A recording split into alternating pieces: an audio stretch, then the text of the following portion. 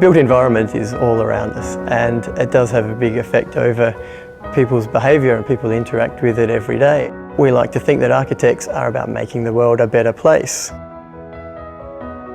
My name's Stephen Feast. I'm coordinator of the Architecture and Interior Architecture online courses that Curtin Uni runs through OUA. So I was an architect for a number of years. I came back to do some sessional teaching at Curtin, ended up doing some teaching in the online course, and then that role just increased into the coordination as the number of units that we had grew and grew.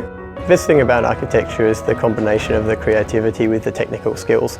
So when you study architecture at Curtin, we have four main streams, and so one's the studio, which combines design classes and what we call methods, which are how to communicate your drawings, how to do research into briefs and building topologies, that kind of thing. And the other is culture and theory, so there's a bit of history in that, heritage, architectural theories, and then finally architectural technology and systems.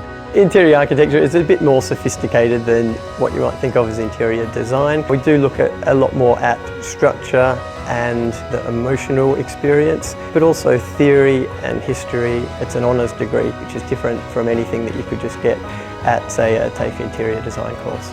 Graduates from the interior architecture course can move into a whole range of different fields that's very design based. So the structure of the course mimics the campus version of Curtin, and so each of the units has a one-to-one equivalent in the online version.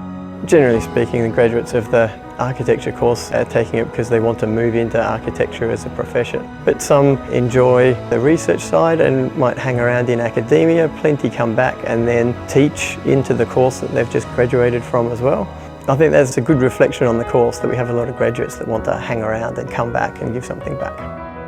The India trip is a project that Curtin have been running for the last 5 years, taking students to a remote village in Uttar Pradesh and working with the community on a range of different projects to raise the standard of living there. So this year, for the first time, we're taking OUA students as well.